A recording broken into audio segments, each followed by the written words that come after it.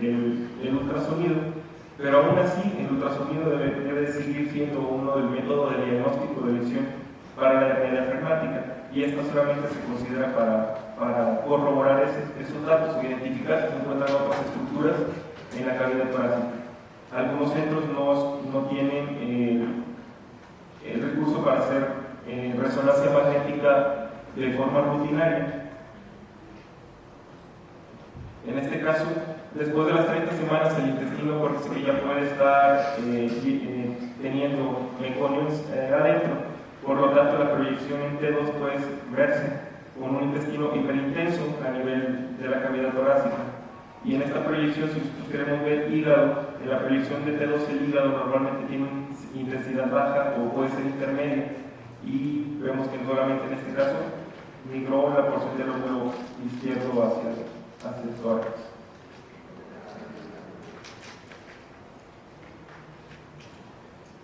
Aquí es algo importante: la probabilidad de supervivencia y movilidad debe ser calculado para cada caso en particular. No podemos decir que cada un feto que nos llegó de forma temprana, a las 28 semanas, no va a tener una supervivencia diferente a la que nos llega a las 35 o 36 semanas, que las hernias por lo general en ese momento ya son demasiado evidentes.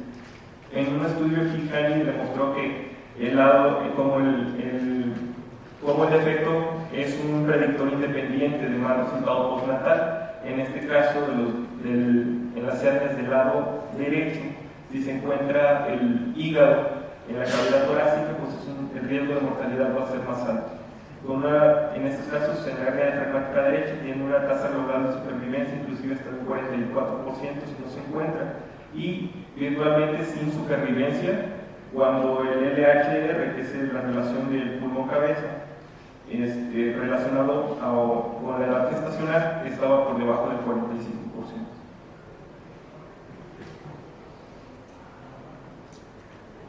El tamaño pulmonar va a ser el que nos va a dar la pauta para decir que el pronóstico de estos fetos con hernia diafragmática va a ser el parámetro biométrico de más relevancia para estimar el tamaño pulmonar contralateral. Sería la relación del pulmón o los diámetros anteriores o todo delimitar todo el pulmón que se encuentra afectado, el contralateral es el que normalmente no debería estar tan afectado, y va a ser el que va a dar el predictor de supervivencia y de severidad. El área pulmonar no es constante, inclusive cambia conforme pasa la edad gestacional, por lo tanto la predicción del LHR debe de hacerse con las tablas que se encuentran para la edad gestacional en el momento del diagnóstico. En esta imagen podemos demostrar cómo se puede hacer la medición del pulmón contralateral, ya sea las dos formas no cambian, o sea, son exactamente igual. Se puede utilizar la que más les refiera a ustedes o con los que más estén acostumbrados, pero lo importante es que tengan una medida lo más exacta posible. Aquí a veces es difícil.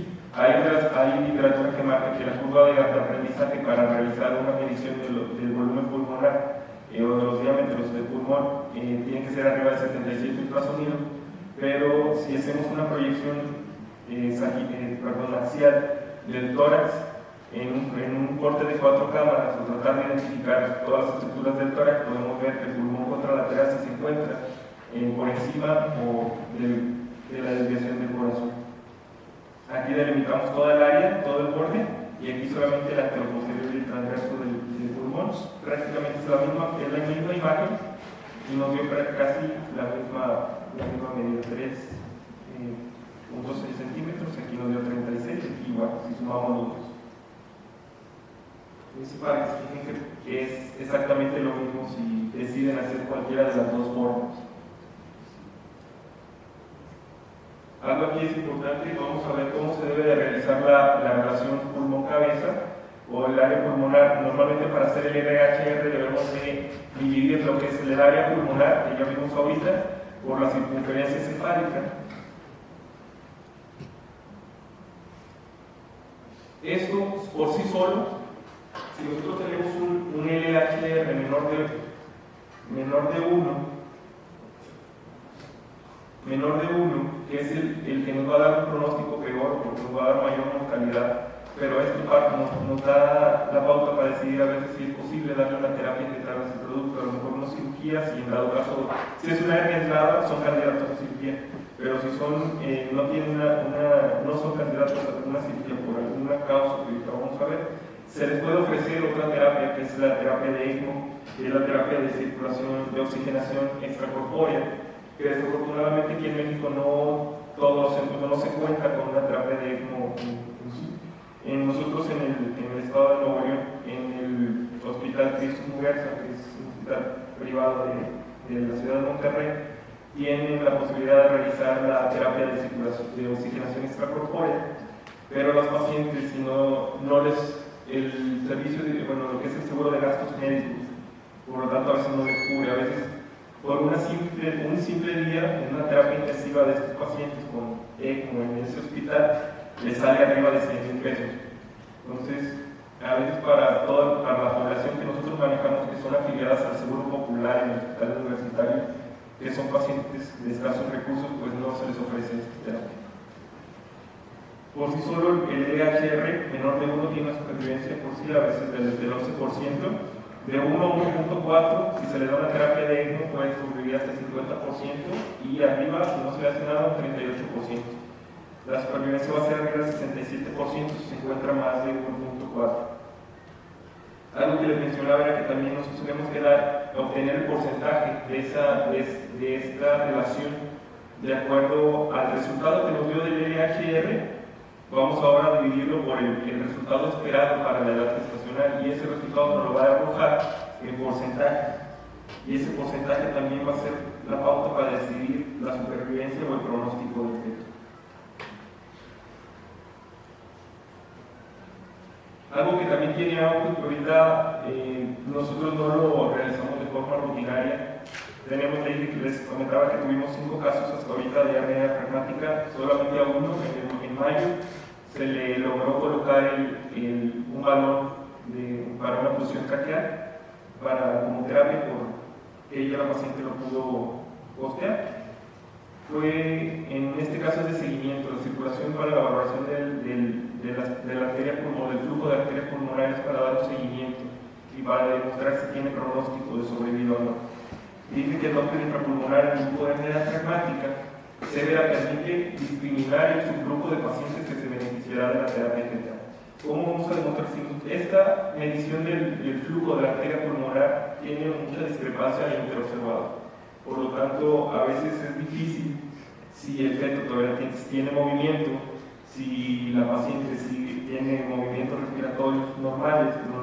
Así es como medimos el flujo de la arteria umbilical, de solicitarle a la paciente de que trate de contener la respiración para que no tenga movimiento, igual en el corte para hacer la medición de la arteria cerebral media.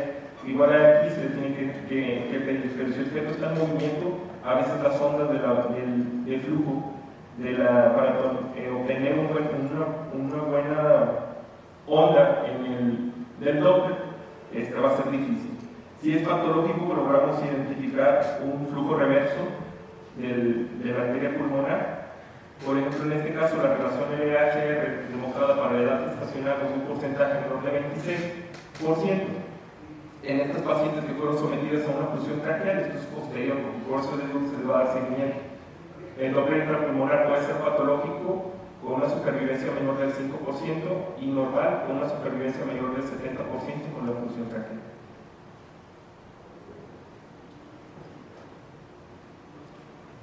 Este es el esquema que se ha visto de supervivencia en la hernia diafragmática del lado izquierdo por el tamaño pulmonar. De acuerdo a las hernias, por ejemplo, en el área nos basaremos en estas, que son las severas y la grave y la muy severa o muy grave. Obviamente, con un LHR menor de 15%, obviamente las posibilidades de sobrevida serán menores, inclusive con la oclusión traqueal. Obviamente tendrá una mortalidad muy alta y la sobrevida sería menor del 5% sin una oclusión traqueal, hasta un 20% con una oclusión traqueal. Y la menor de 26 o de 25%, que lo manejan en el SNP, menor de 25% en la hernia diafragmática severa o grave, una sobrevida del 15% si si no se le realiza una oclusión traqueal, y 54% con oclusión traqueal. Y esta es la misma diapositiva anterior. Obviamente, si la relación del LHR es mayor, arriba del 26%, entre 26 y 35%, si no tiene hígado, la sobrevida sin oclusión traqueal será hasta arriba del 50% y más del 90% con oclusión traqueal. Igual la sobrevida con o sin, como tiene mayor un LHR mayor de 35, tenga o no tenga hígado, en cavidad torácica, pues la sobrevida va a ser mayor.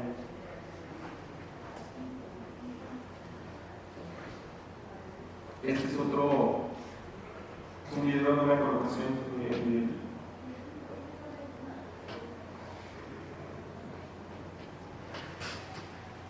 Nosotros en el hospital universitario tenemos la posibilidad de ofrecerle los métodos de cirugía fetal. Tenemos al doctor Gabriel Villagómez, que es nuestro profesor del área del módulo de medicina fetal.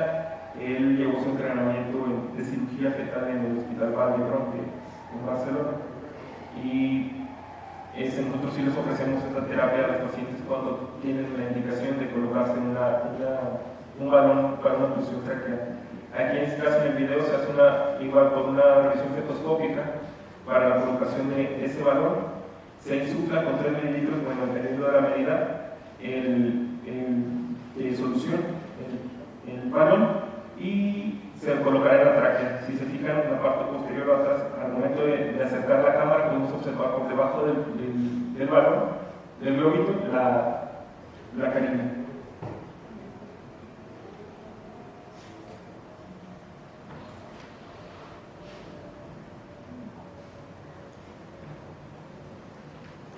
Vamos a ver, ya por terminar nuestra charla, un caso clínico de una paciente que nos llegó para la realización de ultrasonido de primer trimestre, sin antecedentes, una paciente de 35 años, sin antecedentes patológicos. Esta es una segunda gesta con un producto obtenido por cesárea anterior, 2 años previos, sin patología agregada.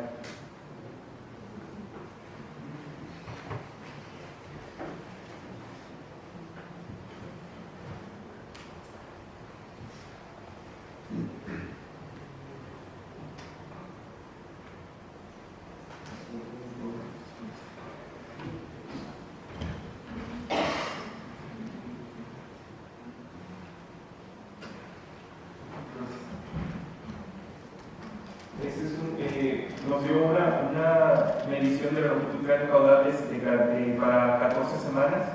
Y se fijan, fue un hallazgo solamente incidental. Nosotros estábamos valorando la anatomía completa del feto en este momento a las 14 semanas.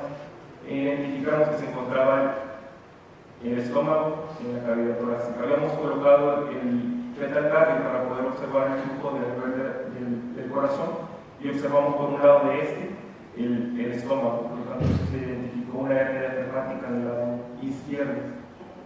Aquí, al colocar el cursor, pudimos observar que se encontraba el diafragma hasta aquí, y el defecto es este.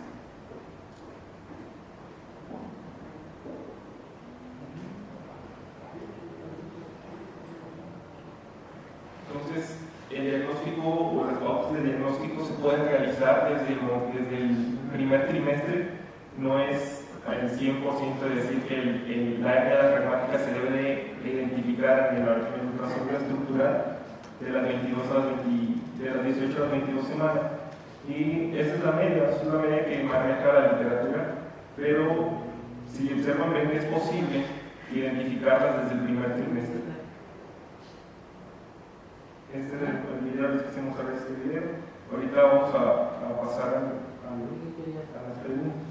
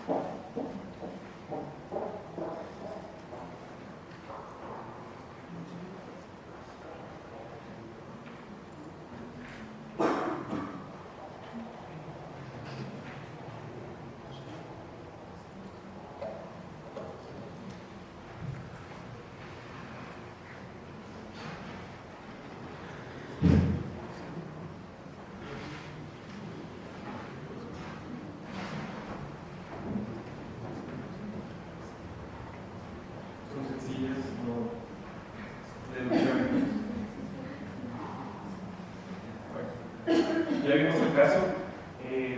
Las bases embriológicas de este defecto son consecuencia de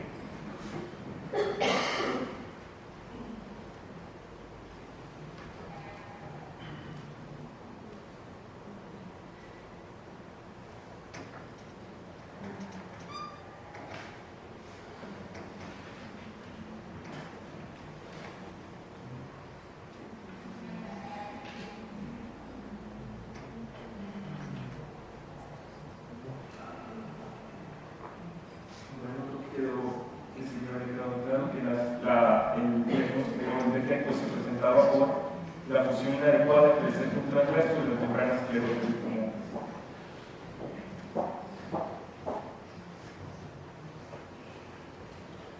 Si el defecto se presenta en la región posterolateral izquierda del diafragma, se va a conocer como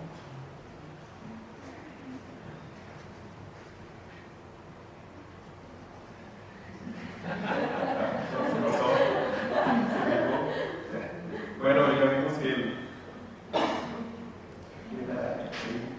la hernia de Ocalec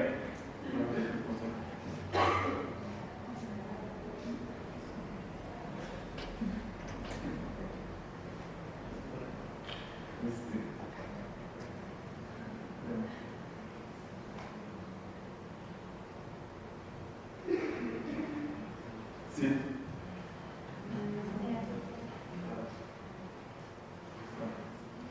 El signo distintivo ultrasonográfico de la hernia diafragmática es, aquí es desviación.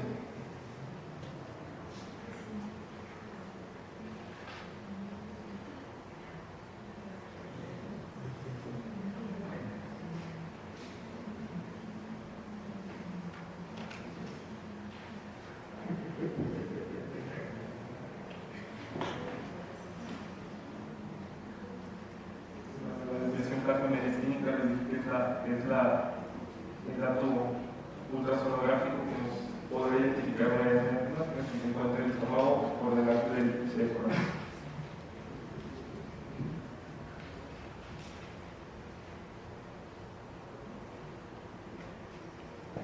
El signo más consistente ultrasonográfico que predice el pronóstico es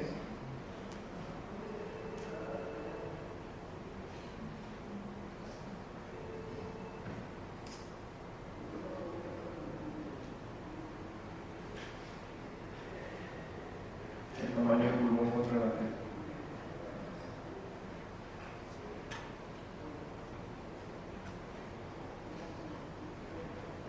Se considera un valor que predice el mal pronóstico de supervivencia en pacientes con hernia diafragmática.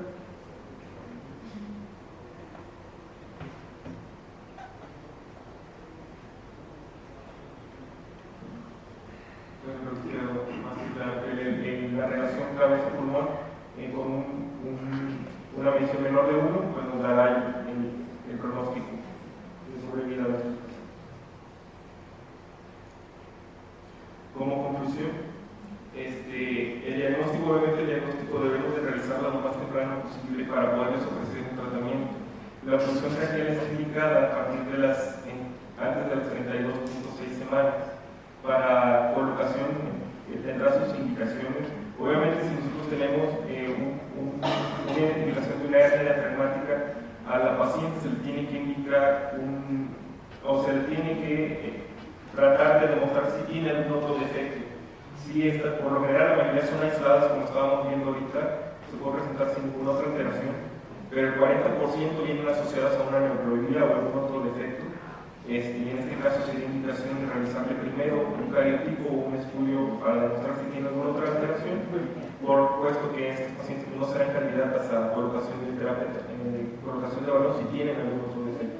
Si se hace una hernia aislada, pues por lo tanto, pues el tamaño pulmonar será un factor también decisivo para esto, para demostrar el pronóstico. Obviamente, si también está como presente el hígado, aparte si ya el tratamiento también llegó a la oclusión traqueal, la medición vascular de las arterias pulmonares, entonces también ha sido un poco estudiado, pero también es un predictor de hipertensión pulmonar y también nos va a dar una pauta para decir si el producto tiene más posibilidades. Entonces todo esto va a permitir un asesoramiento prenatal sobre la gestación.